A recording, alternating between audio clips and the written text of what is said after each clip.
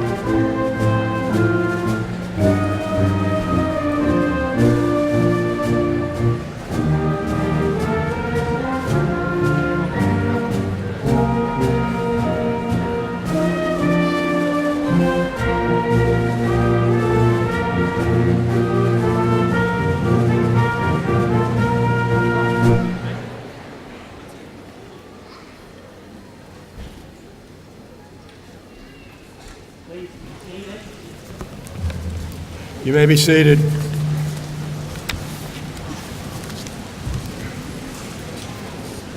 Good morning, everyone.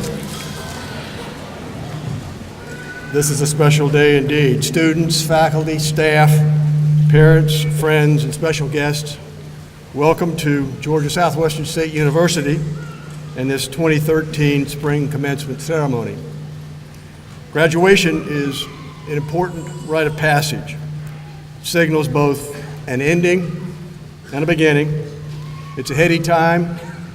It's a memorable time. More importantly, it's a time of transition as you, the graduates, assume all the rights and responsibilities that go with receiving a college education. Wish you well as you leave to pursue your dreams, whatever those might be. Your success as GSW alumni is critical to this university and its reputation. Our faculty and staff have worked hard to teach, to groom, and prepare you to succeed.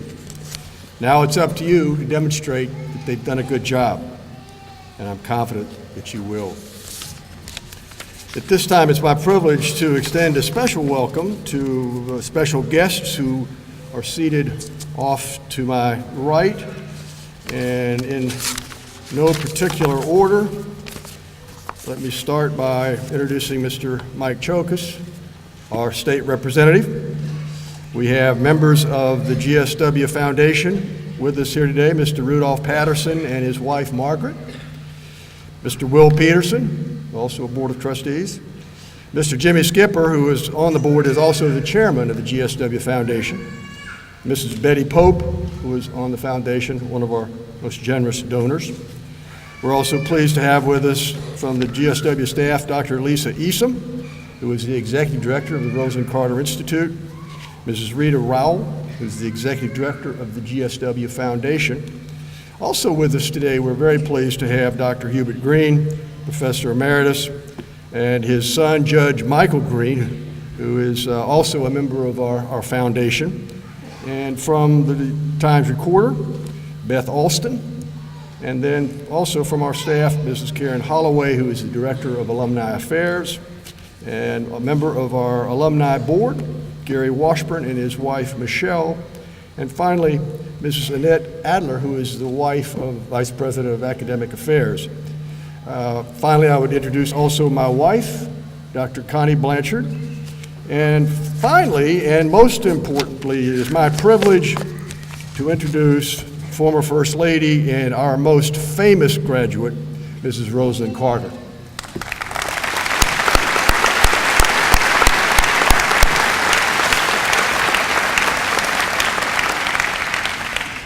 For those of you who don't know, 2 days ago we dedicated the new Rosalind Carter Health and Human Sciences building and unveiled a beautiful statue. That area now is perhaps the most beautiful, the most exciting area of campus. If you have not been over there, if the weather permits today, I would encourage you to walk over to the Health and Human Sciences building to see what we have done there. We see this as sort of the new focal point of the campus, and as a hint to those of you who will be taking pictures today, it's a great place to take a picture. So again, welcome.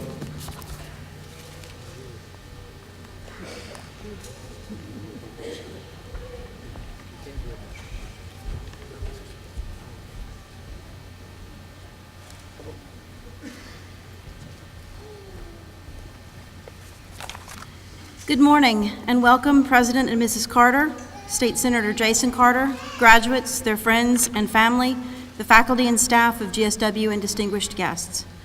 When I first learned I would be the mace bearer, I thought, awesome, can I really hit people with it? Maces used to be weapons, you know. Then I realized I would have to think of something to say in a reflection, then I panicked. Although I don't have a crippling fear of talking in front of people, this is good since I talk in front of people for a living. No, my panic came from a certainty that I couldn't possibly have anything to say in front of a group of graduates, their proud families, and a distinguished group of important platform people. So I asked it for advice. Dr. Sam Peavy said, talk about anything you want to, just keep it short. I thought, short I can definitely do, but really no one should ever say that to a literature professor. Dr. Helen Tate, a speech professor, said, think about that one thing you would like the graduates to hear before they leave, and don't forget to add some humor. I thought, oh no, not humor. Surely this could be my death knell in a public forum. Thus the comment earlier about hitting people. But then I thought about the original purpose for the mace in academic processions. It evolved from a medieval weapon, and in the 1400s, it became a symbol of the integrity of the academic institution. Why would academics need a weapon? They don't often need physical weapons anymore, but they still need a symbol that speaks to their authority to pass on knowledge without intrusion from outsiders. A symbol of academic integrity. I really thought about this. A symbol. I'm a literature professor. I can run with this. The mace announces by its presence that those who follow it bear the power of higher learning, which dispels the darkness and ignorance of oppression more certainly and peaceably than any weapon of war. Darkness, I thought. That's also something I know about. I study the Gothic. And Gothic literature and horror films, good horror films, are all about what we're afraid of at any given moment in history. They're about living in a fallen world and providing an outlet for that fear. When Charles Brockden Brown published Wieland in 1798, He wondered what would happen if irrationality overtook enlightened thought. He was really worried about what would become of the individual as the American political system was evolving into something other than pure democracy. Bram Stoker's Dracula reveals that people were increasingly afraid of foreigners among them, technology, and the growing phenomenon of the new woman. Oh, by the way, real vampires do not sparkle. When Mary Shelley wrote Frankenstein, we were worried about the new ideas in science and education. What could science create, and should it? How would all this education affect previously unrepresented people who were now reading this new form of literature, the novel? Would Victor Frankenstein know how to educate a creature once he brought it into the world? As it turns out, he didn't know. But the books the creature found did educate him about beauty and human nature. Today's Gothic horror films increasingly reveal that we are terrified of each other. And the monster figure increasingly comes to represent the familiar turned monstrous. How do we defeat the darkness when it is familiar, when it is next door and moving amongst us like Frankenstein's creature? You may be afraid of the many things you're facing as you sit here today in the bright light of an enlightened age, surrounded by friends, family, and the familiar environment of GSW. But you have some of the tools you'll need to slay the dark monsters that surround everyone. Today they've given me a mace, but it represents something you all have, if you'll only remember. Higher education is a privilege that must be protected, with a mace if need be. With your education, you bear a responsibility to do just that as you process out of this auditorium and into the lives that await you. But you also have a gift that armors you against ignorance and darkness. The best way I know to protect myself from darkness is through a continual search for beauty. And this means that my education is never over. Beauty is subjective, open for debate, and is everywhere around us. We need only look. John Keats, whose life was short and ended overlooking one of the world's beautiful spots, the Spanish Steps of Rome, wrote, "Beauty is truth, truth beauty, that is all you know on earth and all you need to know." What exactly do those often quoted lines mean? I figured it out one day while teaching. We were talking in a British literature survey course, one of those core courses we made you take to get out of here, about the enigma that this quote is and has been for readers for almost 200 years. A student said in a tone that let me know that I was about to be proven an absolute idiot, "It makes perfect sense, Dr. B." That stopped me in my tracks, and I'm foolishly thinking, oh, I can't wait to hear this. The computer science major then said, "If it is beautiful to you, it is true, and it is beautiful, but both are really hard to find. But once you figure it out, what you believe to be beautiful, it is truth for you, then you found the secret." That's pretty cool, isn't it, when you think about it? His suggestion that those of us in that classroom think about it was a challenge I've taken seriously. While the literary critics don't agree on the meaning of those lines, I found both beauty and truth that day in a classroom. Keats found it at 23, that young man in my classroom found it at 19, and it took him to show it to me at, I'm not saying how old I was, but I was older than I should have been to discover something so very simple. Douglas Adams, author of The Hitchhiker's Guide to the Galaxy, said, "Beauty doesn't have to be about anything. What's a vase about? What's a sunset or a flower about? What, for that matter, is Mozart's 23rd Piano Concerto about? I say to you, beauty is about what you need it to be about when you need to defeat the darkness around you." We all have our moments of darkness when fear and uncertainty take over. Edgar Allan Poe writes that pleasure is derived from the contemplation of the beautiful. Poe knew a thing or two about darkness and fear. Perhaps he sometimes needed a mace to beat it back with, but he knew that moments of pleasure derived from beauty give our lives meaning and strength, and he understood that beauty was crucial to our survival. While he often disagreed with the notions of the New England Transcendentalists, I think he would agree with Henry David Thoreau's idea that the perception of beauty is a moral test. When we think of things beyond our day-to-day struggles and fears, we can find something that give our lives meaning beyond the mundane. We become better people because we can be led to a kind of moral greatness and understanding that surpasses the everyday business we must all attend to. It doesn't have to be a piano concerto, a poem by Keats or Poe, or one of the great works of art in a museum somewhere. It can be anything you find to be beautiful, anything that lends truth to your life. You have the tools as educated people to find beauty and truth all around you. I found many moments of truth and beauty in classrooms and beyond. You're walking beyond brick and mortar classrooms, but the moments of truth should not stop now. In fact, I hope they've only just begun for you, and I hope you won't need a mace to defeat fear and darkness as you journey from here.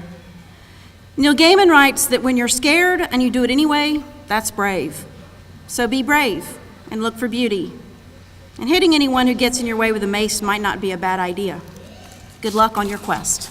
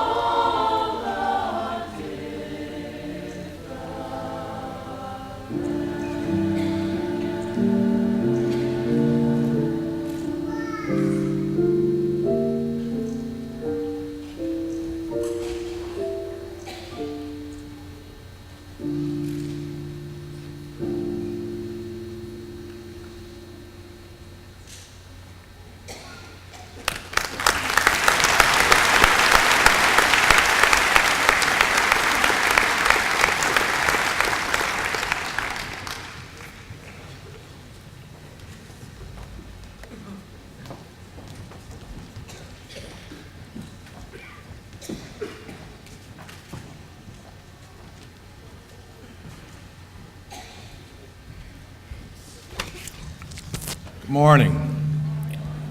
My name is Doug Moses. I currently serve as the president of the GSW Alumni Association Board of Trustees.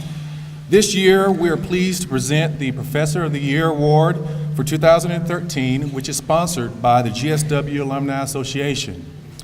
This award recognizes an outstanding faculty member nominated by graduating seniors and is awarded each year during spring commencement and provides a $1,000 stipend. Several comments submitted by students indicate their high regard for this professor. One student said, and I quote, "This professor cares that her students make it. She makes time to talk, guide, and encourage us.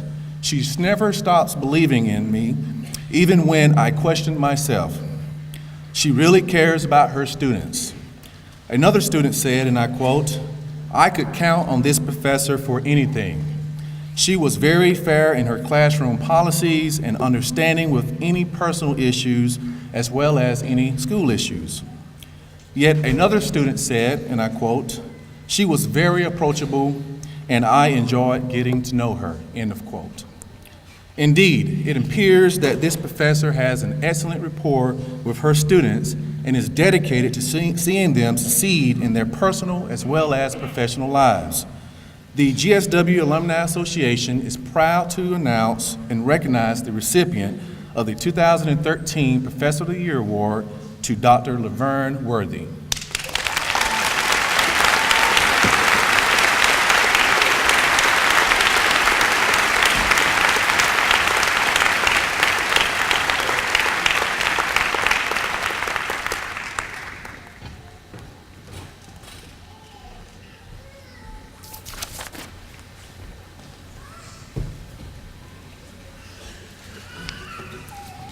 Before I introduce our next speaker, let me say to you, the graduates, I'm envious. When I graduated from college some years ago, and I do mean some years ago, we had a commencement speaker, but I tell you, I completely forgotten who that might have been. In fact, I imagine a few months after commencement, I couldn't have told you. So you, on the other hand, will never forget who spoke at your commencement. You are most fortunate. I've had several opportunities to introduce our next speaker. It has always been a great honor. In most of these cases, I have referred to him as the former President of the United States, the 39th President, the winner of the Nobel Peace Prize and many other awards, a graduate of the Naval Academy, an artist, a craftsman. However, there is much more to this man than that. He is also an academic. He is one of us. He is a brilliant nuclear engineer, a superb teacher, a gifted lecturer, and a prolific scholar who has published over 25 books. He also holds honorary degrees from over 30 different universities, including a doctorate from Georgia Southwestern. So with that in mind, I feel it appropriate today in this setting that I introduce the former United States President and Georgia Southwestern alum as Dr. Jimmy Carter. Dr. Carter.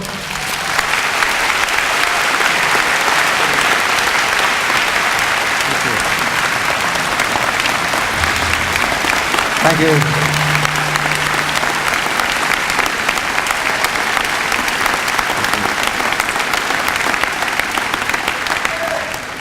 Well, thank you very much, Dr. Kendall. This is a special honor for me today because I'm not accustomed to introducing other people. Usually I get introduced myself, and I have to say that during the years I've been in politics, I've had good introductions, I've had some really bad introductions. And when I get the really bad introductions, I always get up and say, of all the introductions I've ever had in my life, that is the most recent. Well, today I have the honor of introducing my own grandson, so it's going to be a special one for me and a great honor for me. As a matter of fact, the Carter family and our family have been in this county, in Sumter County, since 1833. And the speaker today is the sixth generation in our family. As a matter of fact, I went here to just this great college. My wife graduated from this college. My oldest son, Jack, finished at this college. My middle son, Chip, went to college here. My youngest son went to college here. The library is named after my father, James Earl Carter, who was in the legislature. So where do you think my grandson should have gone to college? What do you think? Yeah, sure, but he went to Duke University. And I think he tried to get into Georgia Southwestern. He couldn't make it, so he went to Duke. But since he graduated there, he's made up a lot by moving to Georgia. He came first to the Carter Center, where Rosa and I spend our time now, and he was an intern there. He helped us with monitoring elections in Palestine. He helped us monitor elections in Liberia. And then Jason decided to go to the Peace Corps. My mother was in the Peace Corps when she was 70 years old. And Jason was the first great-grandson who was a Peace Corps volunteer, Upper Peace Corps volunteer. So he has that honor. And while he was serving in South Africa, he began to write a book called Power Lines. Jason wanted me to announce that the book is still on sale. And then he wanted, when Nelson Mandela, the great leader from South Africa, was finally let out of prison after more than 20 years, he became a friend of mine. And after I left the White House, I was going to go down to South Africa and meet Nelson Mandela. And Jason, who was in the Peace Corps there, wanted to meet Nelson Mandela. And I said, Jason, I've got a lot of people to visit. Why should you want to meet Nelson Mandela? He said, I've always wanted to meet a politician that went to jail before he served in public office. So I let Jason go with me, and I had a lot of business I wanted to do with Nelson Mandela. So when I got there, I introduced my grandson Jason to Nelson, and Jason began to speak in Zulu, which is Nelson Mandela's native language. So I sat there for 30 minutes and listened to Jason and Nelson Mandela talk to each other. They never paid any attention to me at all. Jason came back to Georgia and decided to go to law school, and he graduated from Georgia Law School, and now he serves in a very famous law firm in Atlanta. And as you probably know, he also has been elected to the state Senate. Jason has two sons, and one of them is named Henry and one is named Thomas. He's a good father. And when he was elected to the state Senate, he's from DeKalb County, so he served in a district in DeKalb County. But I can say that he still remembers his roots from his ancestors in South Georgia. So even though he's from DeKalb County, he's one of the champions of rural Georgia. He fights for the parents in rural Georgia to have children going to college. He's a champion of trying to have equitable transfer of Hope Scholarship funds. And he's one of my favorite grandsons and one of my favorite speakers. I'm honored and delighted to introduce my grandson, Jason Carter. Thank you.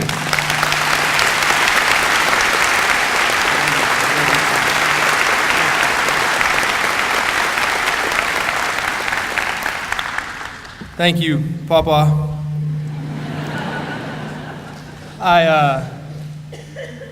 I wasn't nervous about this speech until he said he was going to introduce me, and then I still wasn't nervous about my speech, but I didn't know what he was going to say, so he did a good job, and I appreciate that.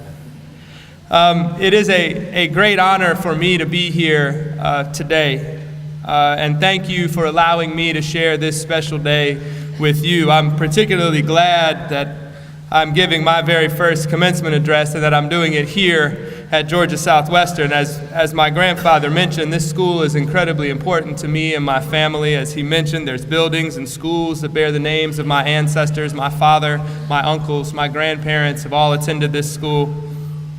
But I do want to take a minute to say that this institution is not just important to me and my family, but as a state senator in this great state, I can tell you that Georgia Southwestern is a crucial part of the state university system, of the future of Georgia, its economy, its social welfare. And for that, on behalf of the state of Georgia, I say congratulations to you on your graduation from this fine institution. As a politician and as the grandchild of a president, I've received, even recently, a lot of advice about how to give a good speech, the best advice you can take for yourself as well, it is this: you have to have a good beginning and a good ending and put them as close together as you possibly can. So with that in mind, my beginning is going to be about grandparents. And I know that there are a lot of grandparents in this room, including mine, and it's a wonderful topic, but I thought that might be a tiny bit underwhelming. So the end, and I don't want to oversell it, but the end is going to be the secret to wealth and power. So you can get excited about that while I talk about grandparents. The first grandparents that I want to acknowledge are my own, as you know, and as you've heard today. My grandfather is Jimmy Carter. He was the President of the United States. He won the Nobel Peace Prize. My grandmother was the First Lady of the United States, is an internationally renowned advocate for mental health and caregiving. But I want to tell you something. They're just regular people. Just like your grandparents that are here, assuming that your grandparents are sort of rednecks from Sumter County. They go to the Dollar General store, they do all the things that grandparents do. They have some trouble sometimes adjusting to the times. I remember my first email that I ever received from my grandfather not that long ago said, "Please let us know if you don't get this email." So all of us wrote him back and said, "Papa, we didn't get your email."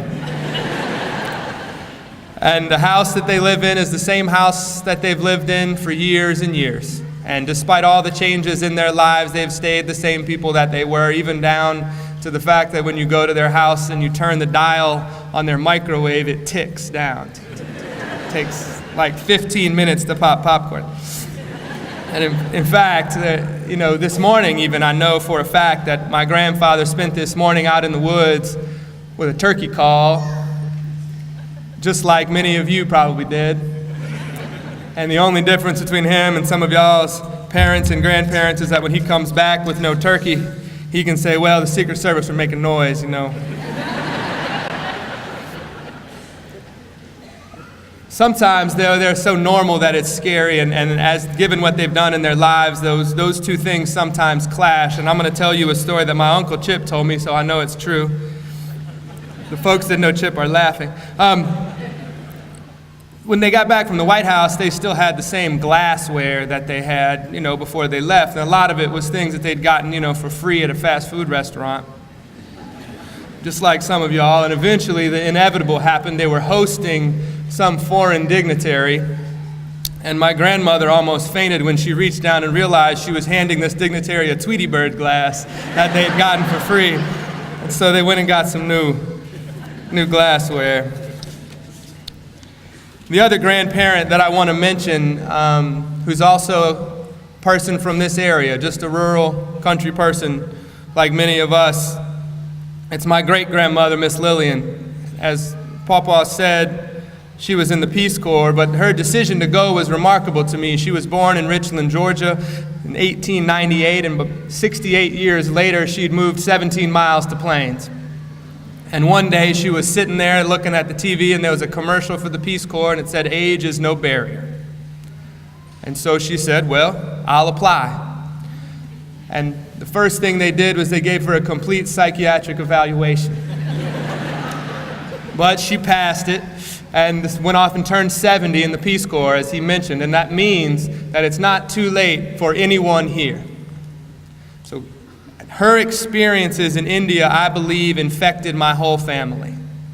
The idea that you can go somewhere that far away as a person from here and make the kind of impact that she made, it caught on. And I think when my grandfather and grandmother left the White House and they were in their 50s and she was standing there saying, "Well, I turned 70 in the Peace Corps, what are you going to do?"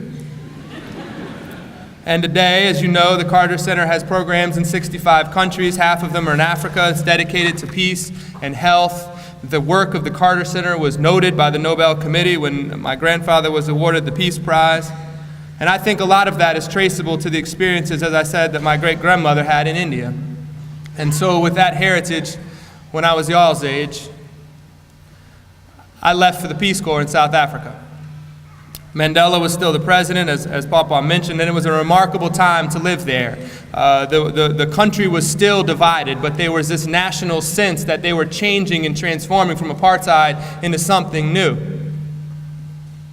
But where I lived in South Africa, people still carried their water from the river, and they still built their houses out of sticks and mud. But you could drive 3 hours to Johannesburg and eat at a McDonald's or a Starbucks and see a movie in THX digital surround sound that looks just like Albany or Atlanta. And that's where I met the last grandparent I want to talk about. We called her Gogo, which is the Zulu word for grandmother. My grandfather bragged on my Zulu. I don't know how accurate that was, but I can say,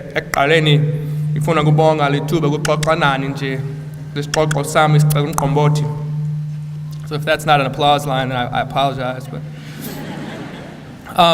Gogo lived her life constrained by apartheid. As a black woman, apartheid told her where she could live, where she could go to school, what she would be taught. The curriculum was designed to teach people, quote, in accordance with their opportunities in life, which meant things like in black schools, the reading comprehension was about working in a mine. Told her what jobs were reserved for her. If she'd been Indian or what they called in South Africa colored or white, she would have had different jobs that she could do. But because she was a black woman, it all depended on her skin tone. And when she was old enough to work, she went to Johannesburg and she worked in a sweater factory. And then she got a plum job as a maid for a white family in Pretoria. And then in 1975, she was forcibly removed from her house and taken out into a rural area called Gangwane, which they said was her homeland, even though she'd never been there. And she was dropped off at a crossroads, essentially in the middle of nowhere. And when I arrived at that same place 23 years later, people still carried their water from the river, and they still built their houses out of sticks and mud. But Gogo was the president of the school governing body. She was the head of their Methodist church group. She ran a women's gardening project that had received an award from the United Nations. She was the landlord of a huge complex that had a mechanic, a general store, a dressmaker, a gas station. She was the postmaster. She ran the dry cleaner outlet. And she was the principal of a preschool that had about 45 kids in it, 3- and 4-year-olds, and she ran it as a nonprofit. She fed the kids 3 times a day. For most of those kids, it was the only time they would eat. And she taught them English and other things and math. And the question I ask myself every day is this: what would she have done if her grandfather had been the President of the United States? Or, same question, what would she have done if she was sitting in your chairs today with a college degree in the United States in 2013? That her life was as successful as any other grandparents that I've known. And the other grandparents in my life, I promise, would agree with that. And that brings me to the secret to wealth and power. The secret to wealth and power is Gogo's secret. It's the secret to wealth and power is recognizing that you have it. Gogo had it in a tiny village in Africa. She used it to change her world and her community. And sitting here today, you have wealth and power in spades. You live in this country, you have a college degree, you are elite in this world. The Bible says that to whom much is given, much is expected in return. It also says that we must fix our eyes not on the things that we can see, but on the things that are unseen. Wealth is not a matter of what car you drive. It's a matter of what roads are open to you. So as you graduate today, I hope you'll see that there are no closed roads for you. I hope you'll take what you have seen and unseen and do all that you can with it. And I hope at the end of the day, you won't be consumed by the quest for wealth and power, because the question's not where to get it. The question is, what are you going to do with it? Thank you.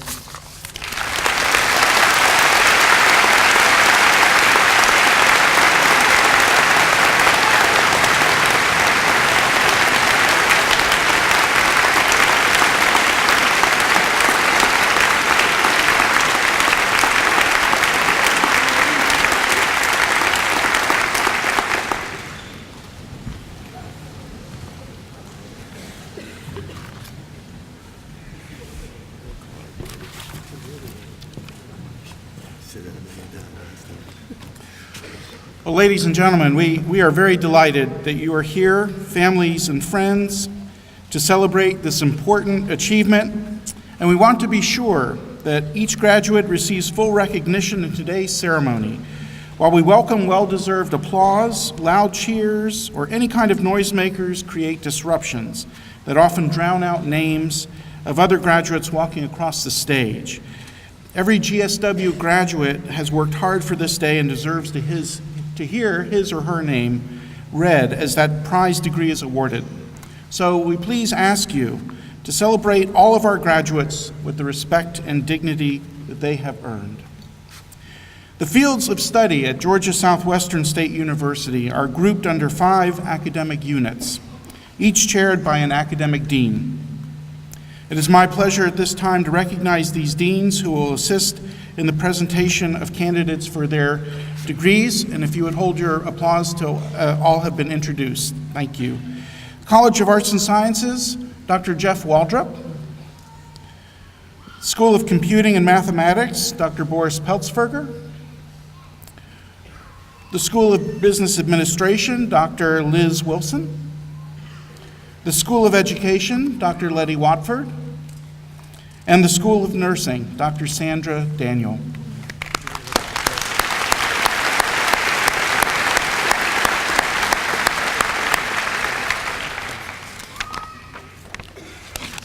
Georgia Southwestern State University provides the following master's degrees: the Master of Business Administration, the Master of Science in Computer Science, the Master of Arts in English and Critical Literacy, and the Master of Education. Will the candidates for these degrees please rise? Mr. President, I am pleased to present to you the candidates standing before us who have satisfactorily completed all requirements for these degrees. Thank you. By the authority vested in me by the Board of Regents of the University System of Georgia, I now confer upon you a master's degree with all the rights, privileges, and responsibilities pertaining thereunto.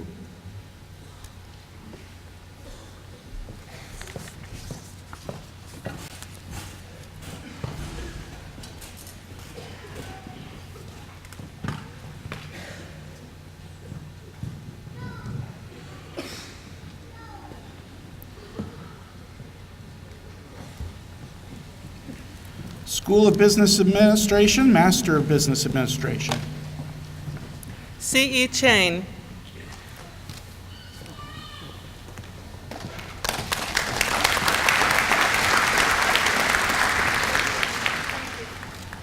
Puna Dahal.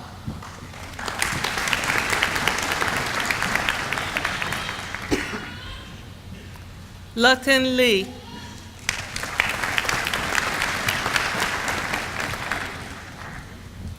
David Roger Patrick.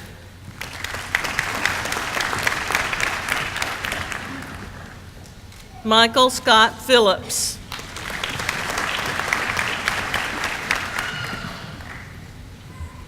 Rindy Rigby Phillips.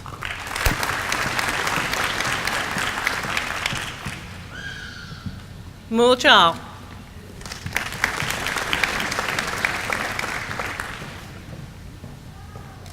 Darius Akeem Williams.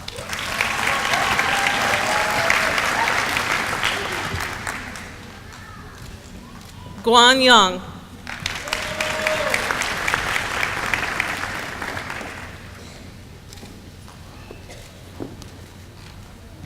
School of Computing and Mathematics, Master of Science.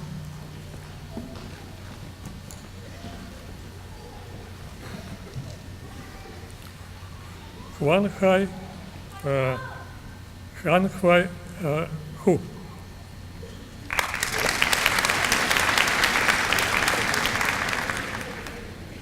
Casey Logan Viva.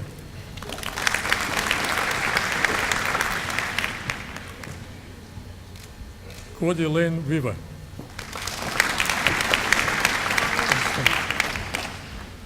Jayan Shu.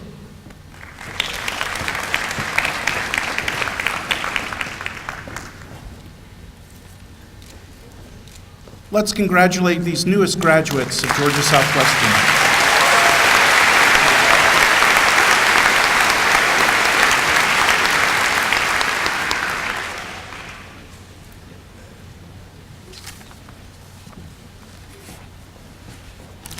Georgia Southwestern State University provides the following baccalaureate degrees: the Bachelor of Arts, the Bachelor of Fine Arts, the Bachelor of Science, the Bachelor of Business Administration, the Bachelor of Science in Education, and the Bachelor of Science in Nursing. Will the candidates for these degrees please rise?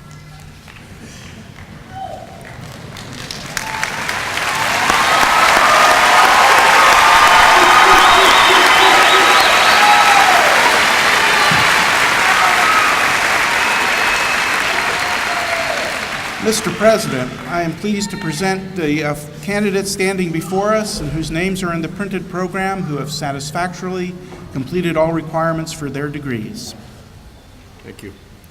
By the authority vested in me by the Board of Regents of the University System of Georgia, I now confer upon you the bachelor's degree and all the rights, responsibilities, and privileges pertaining thereunto. And candidates, if you would please be seated until your marshal calls you up to the podium. Thank you.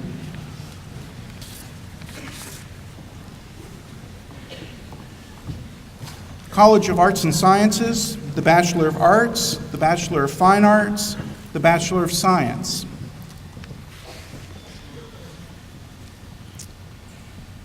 Caitlin Suzanne Barngrover.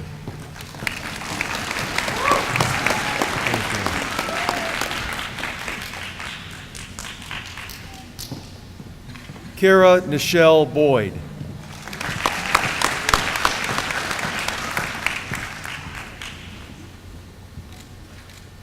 Jessica Suzanne Tuning.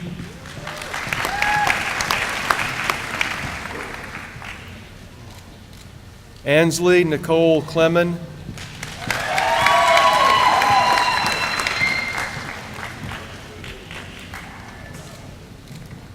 Rochelle Marie Cross.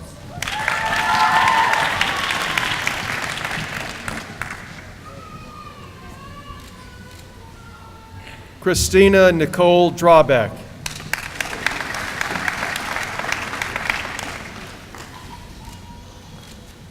Joanna L. Elder.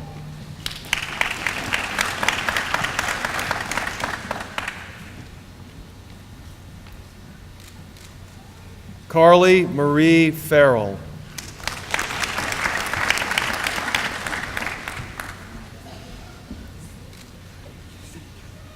Shalisha Denise Felton.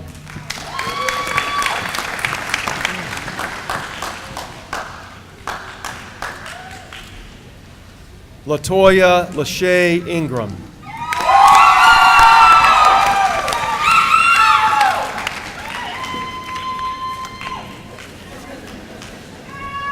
Heather E. Johnston.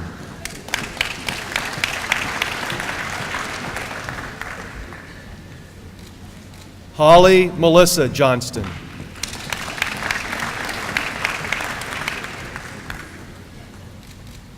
Kayla Lee Kilgore, Gamma Beta Phi.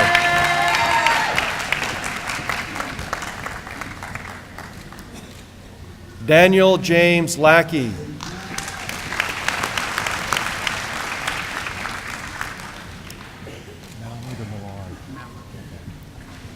Timothy Swain Mallard, Jr.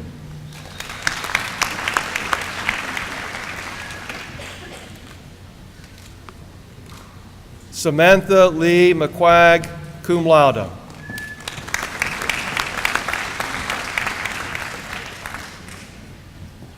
Tiffany Renee Melvin.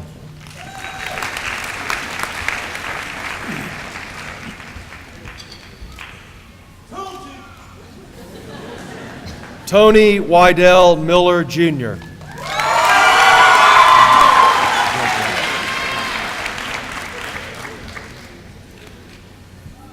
Natasha Lachey Minto.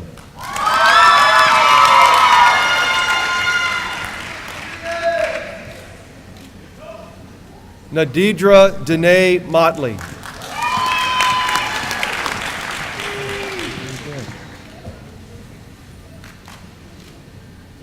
Clara Marie Norval.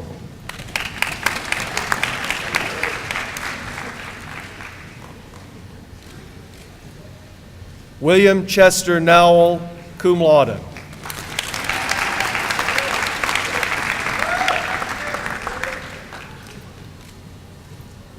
Owen Nolan Omakaro.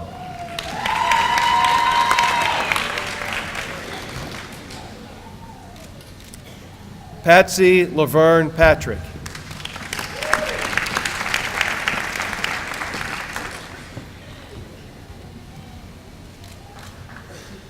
Joshua Malcolm Patterson.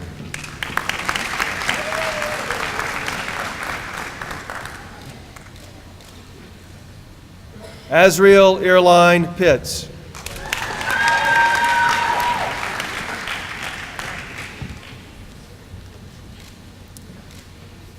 Robert Thomas Sheridan, cum laude.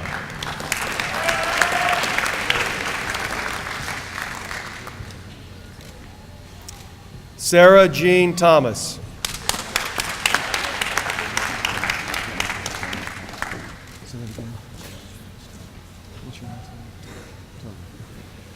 James Travis Togel.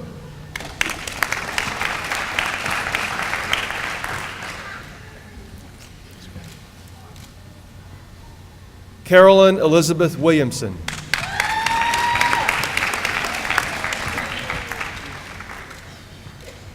Jamar Tyron Zellner.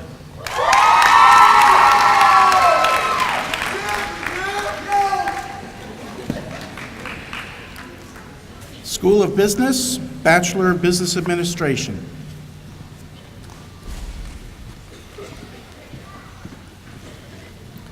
Lee Ashley Adams, cum laude.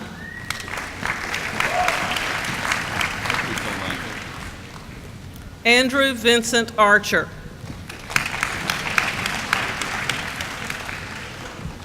Javiera Denise Bell.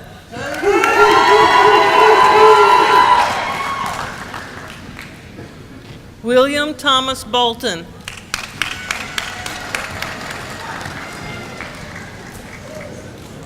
Rachel Irene Bonar, cum laude. Marcus Allen Booker.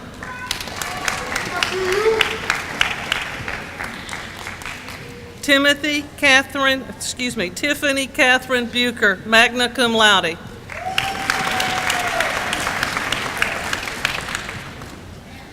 Edward Eugene Burke, Jr.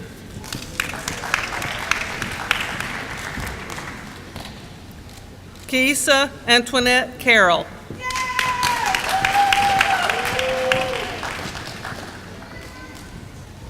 Honyo Chain, summa cum laude.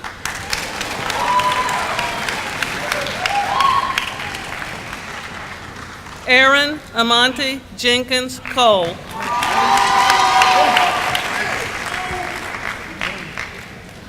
Carrie Carlton Dupree.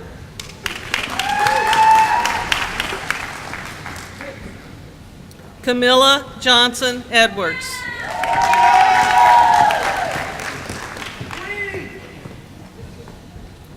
Melissa Amy Faircloth, magna cum laude.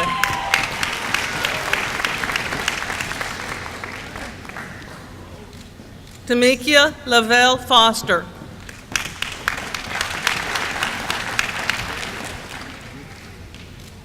Elizabeth K. Freeman.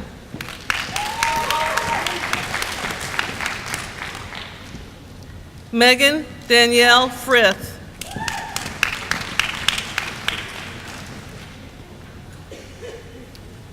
Ryan Andrew Garnto.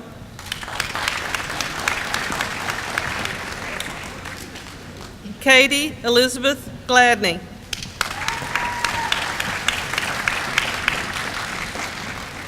Emery Michael Green. Luke Patrick Halpin. Samantha Blair Hancock, cum laude.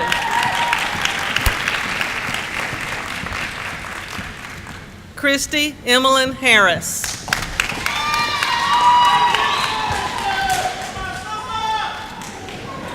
Misty Harris.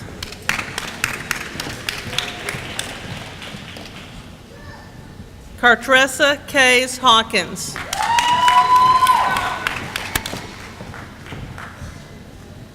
Jacob Harold Heyman.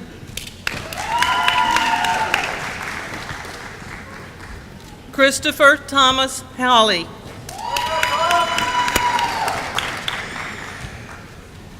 Lindsay K. Holmes.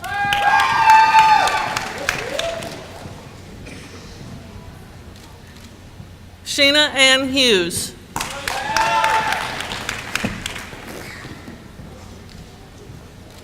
Eric Dwight Heislop, cum laude. Victoria Sherry Jackson.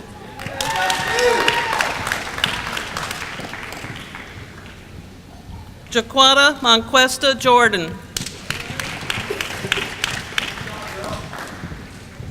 Milos Klut.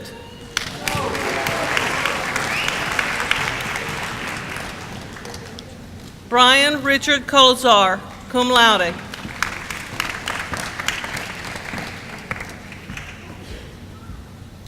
Dana Newbern Llewellyn.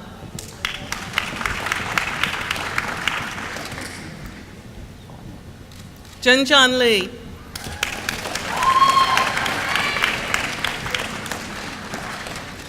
Kristen Logue.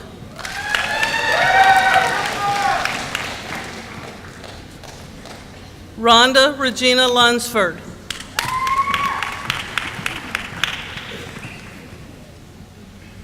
Melissa Renee Mack.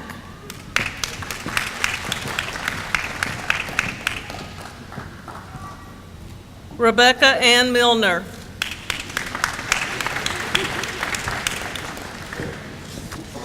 Sherry Ann Monique Nelson.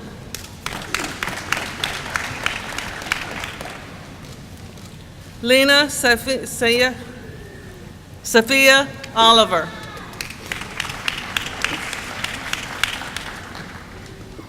Tanya Denise Pierre.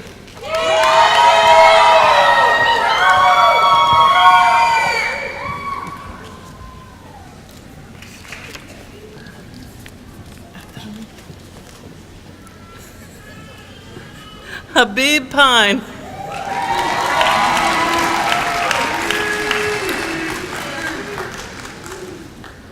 Linda Ann Quattlebaum, cum laude.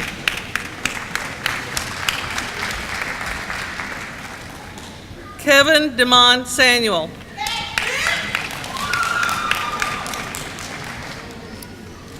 Matthew Thomas Shaw.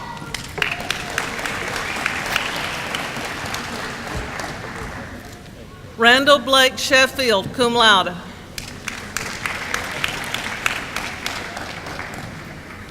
Leon Scott Shira.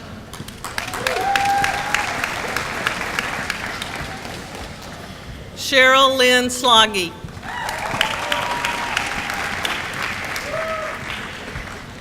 Marcus Jamal Stovall.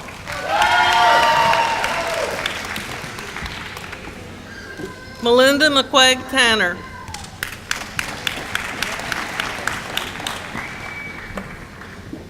Emily Elizabeth Taylor.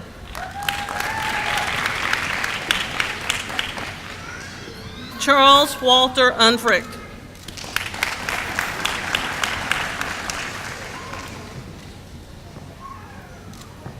Daniel Brian Van Ockham.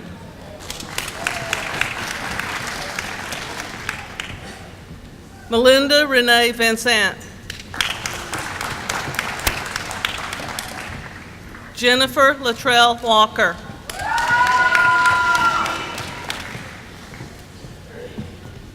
Anna Catherine Wall.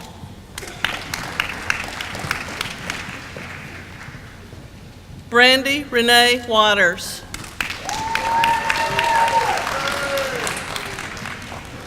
Jennifer Sue Wells, cum laude.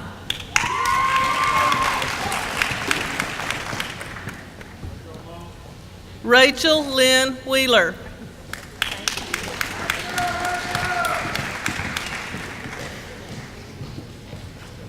Spencer Danielle Wilkinson.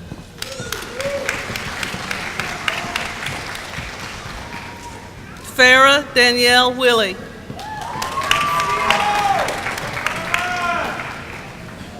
Carmi S. Williams.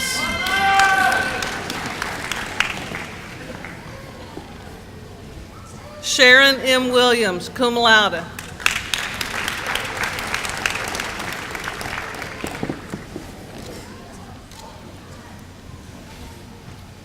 School of Computing and Mathematics, Bachelor of Science.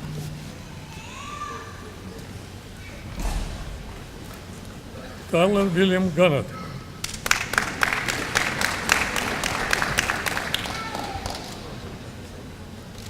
Yin Chen Huan.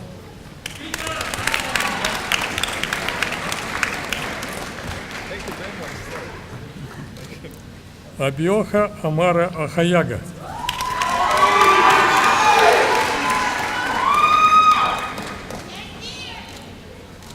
Brittany Nicole Otle.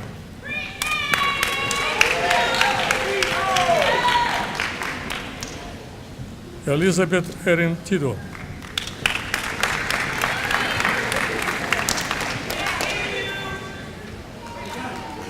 William Joshua Van Lenniken.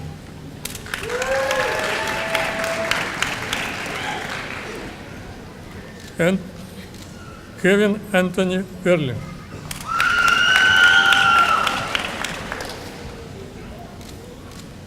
John Mark Watford Jr., magna cum laude.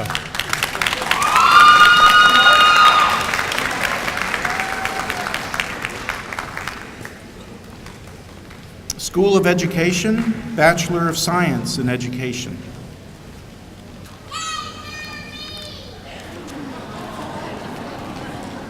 Karen Jade Anderson.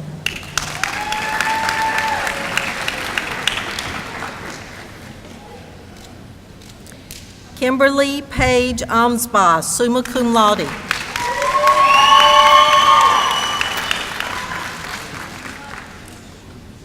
Sky Cameron Bailey.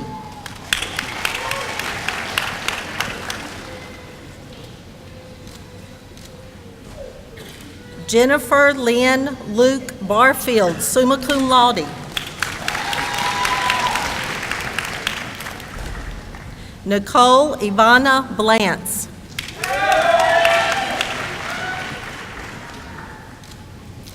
Kaylin Bobbitt.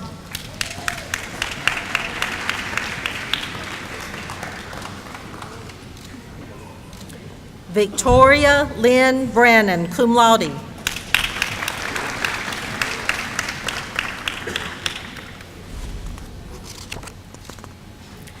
Kiara Shernice Bridges.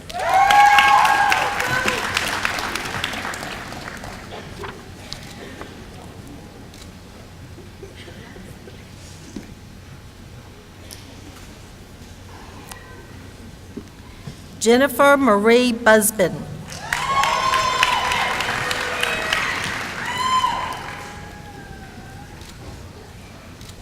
Jessica Mason Carson, cum laude.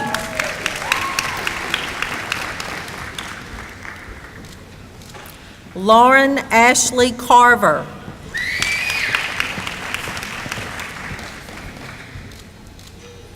Jeb Thomas Cato, magna cum laude.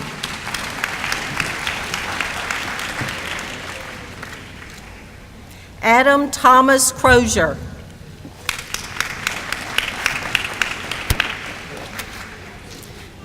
Brianna Dante Cunningham, magna cum laude.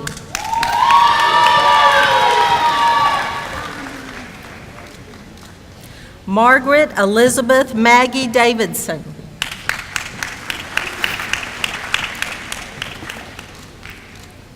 Kimberly Ashley Davis.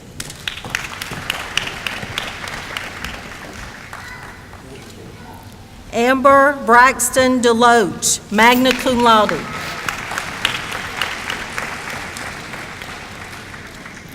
Kayla Nicole Dunn.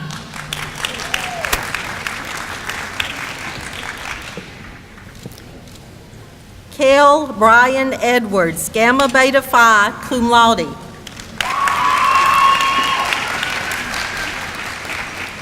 Kristen Hope Friel.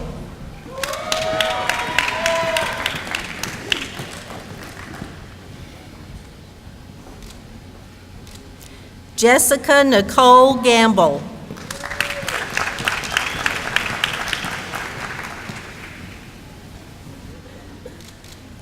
Chancey Goodson Glover, magna cum laude. Michael Stephen Haggard, cum laude.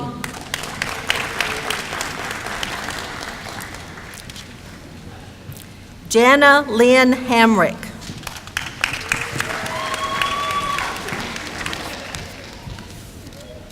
Sharika Chantel Hicks.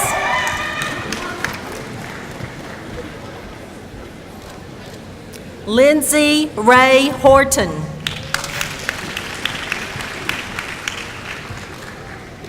Leanne Michelle Hughes, cum laude.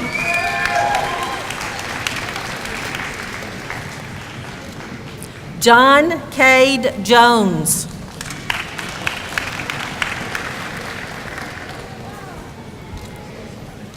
Sharice Danielle Kelly.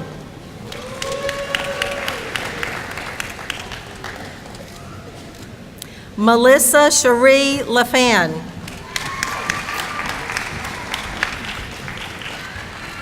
Carrie Megan McCarty.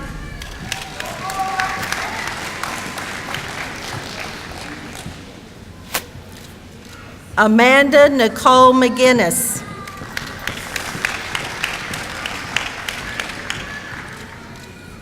Molly Marie McGowan, summa cum laude.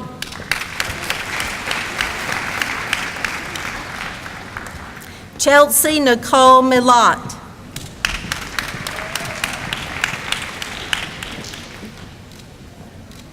Miranda Kristen Mullis, magna cum laude.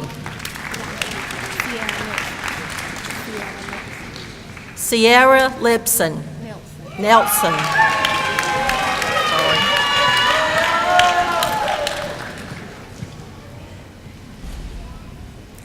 Mallory Brooke Pilcher, cum laude.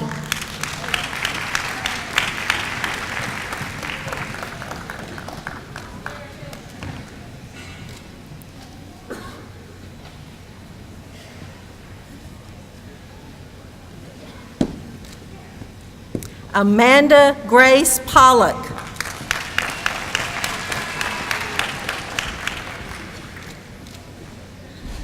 Shambretta Deanna Reagan.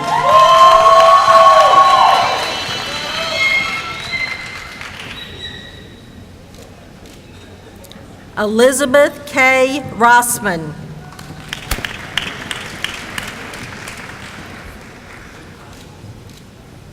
Amy Renee Sheffield, cum laude.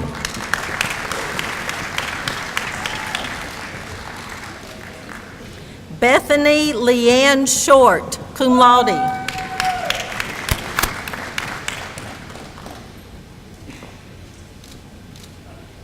Mitzi Albritton Shufflebarger.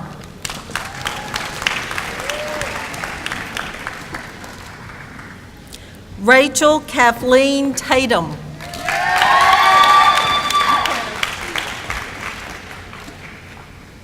Jalea Jaquetta Taylor.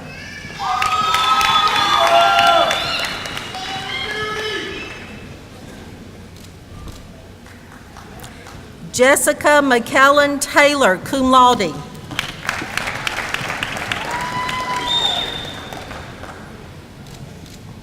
Ansley Elizabeth Thomas.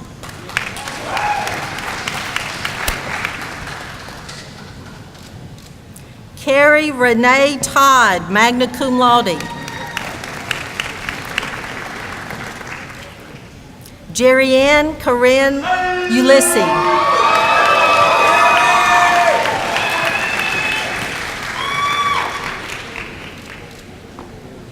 Lauren Ashley Waller, cum laude.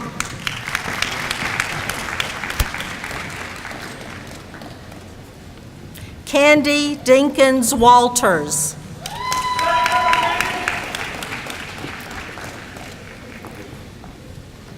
Jennifer Rebecca Wilcutt.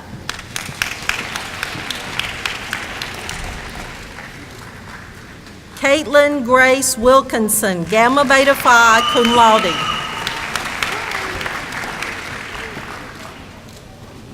Jennifer Lacey Wills.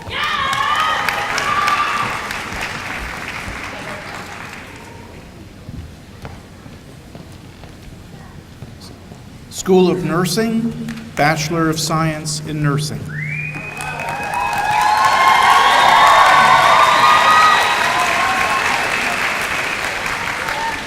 Jared Eugene Allen.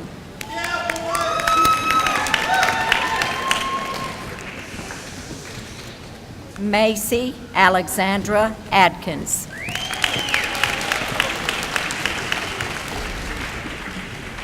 Courtney Megan Bailey.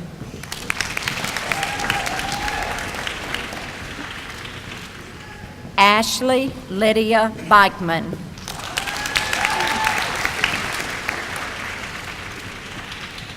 Antoinette Marie Bennett.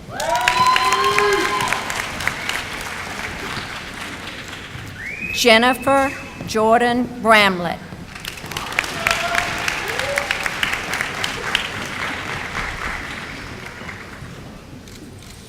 Brittany Lynn Campbell.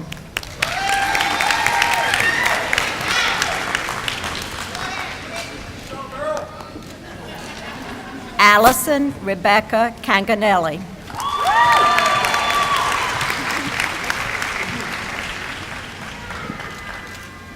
Amanda Christine Canganelli.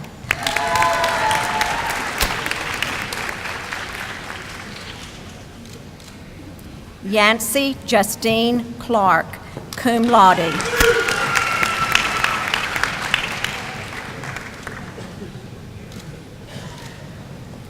Kristen Michelle Conkle.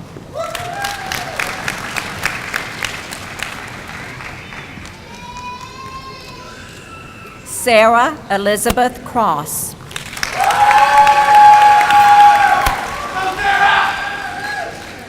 Tracy Nicole Daniels.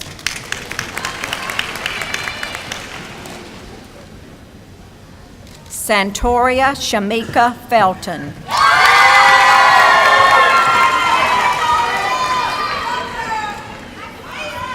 Reginald Antion Ferguson.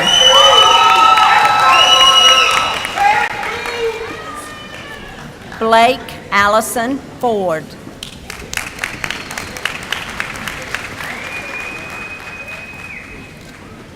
Sarah Whitney Gillis.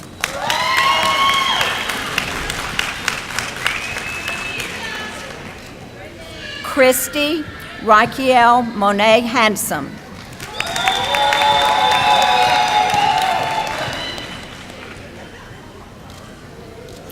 Logan Richard Hanley, summa cum laude.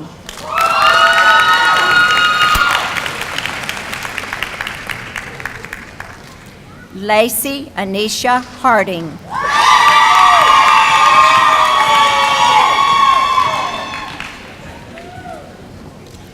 Brittany Nicole Harris.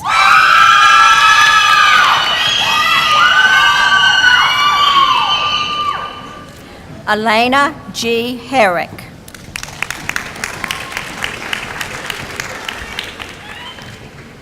Brittany Hunter Huff.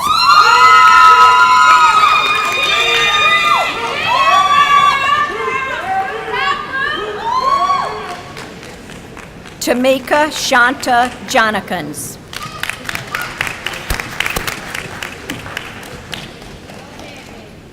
Francesca Tabriz Casper.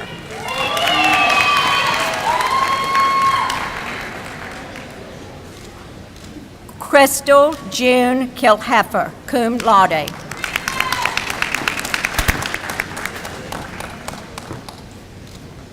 Jessica Ann Lang.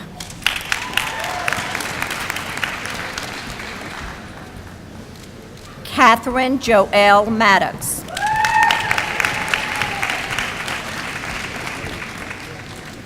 Danielle Elizabeth Martin, Gamma Beta Phi, magna cum laude.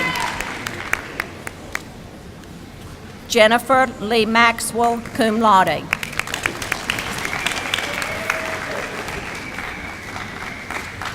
Joy J. McKenzie.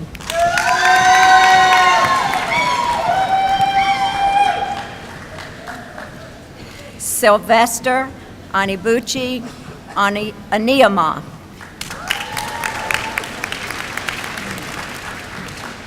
Elizabeth Camille Parrish.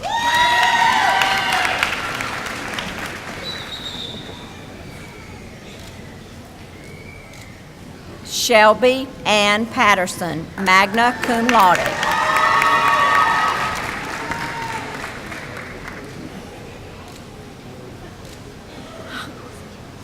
Holly Marie Peacock.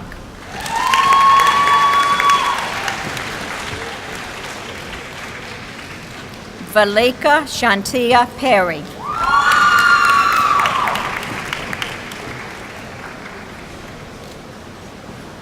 Heather Marie Pickle.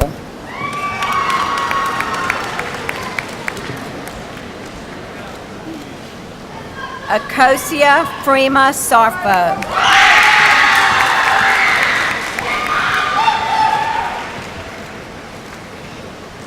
Jessica Lynn Smith.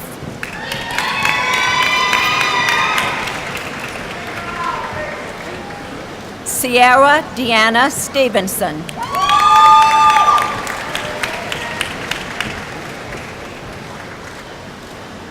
Nicole DeVere Stokes.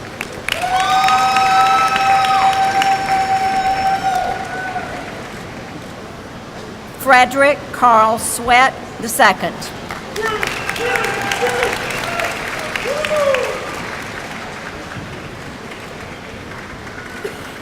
Conchetta Mariska Terry.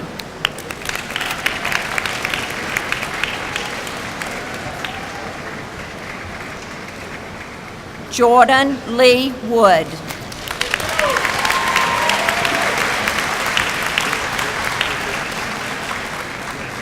Let's congratulate these latest graduates of Georgia Southwestern.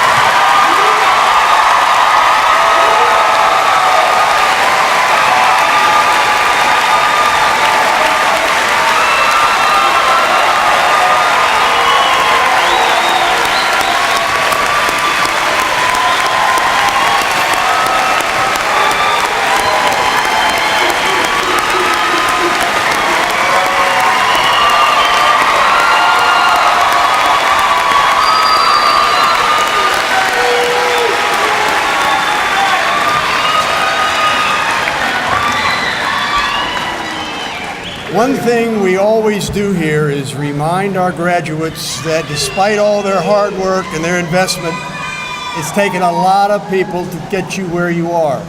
And among the most important are your parents and your friends who've helped support you and stood by you. So graduates, will you stand, recognize the parents, friends, those of you who have supported one of our graduates. Would you rise? We want to welcome you.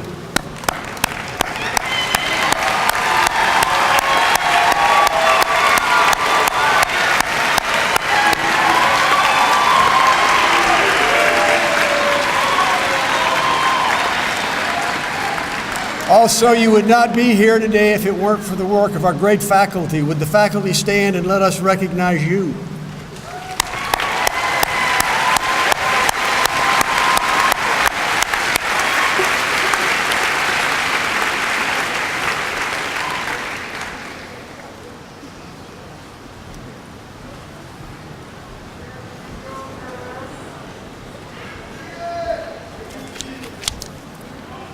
My fellow GSW graduates, distinguished speakers, and guests, as president of the GSW Alumni Association Board of Trustees, I would like to congratulate the graduating class of 2013 for this most notable accomplishment.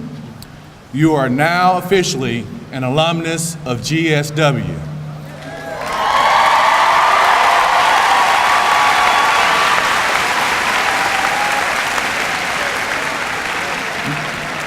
You represent our belief that education, coupled with hard work and being of service to others can make a real difference in the world.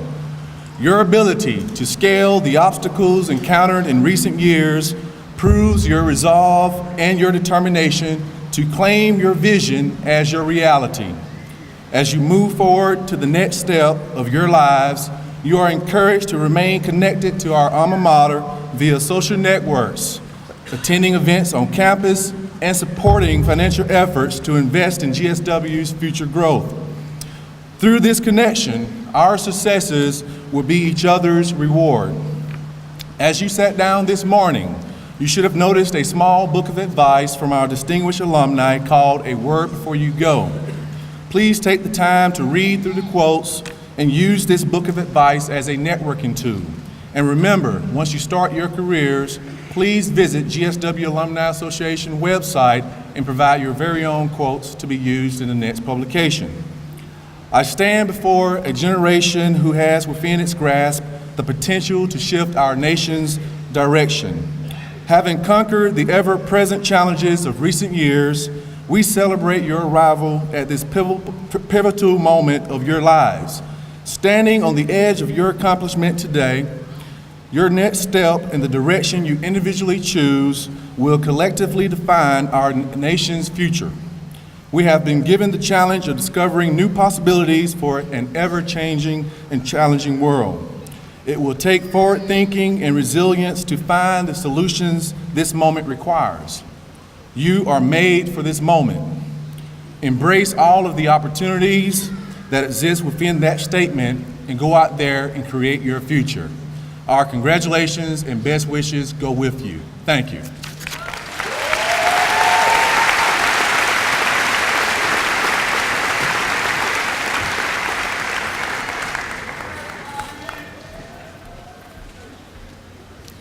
Please stand and join in singing the alma mater printed on the back of your program.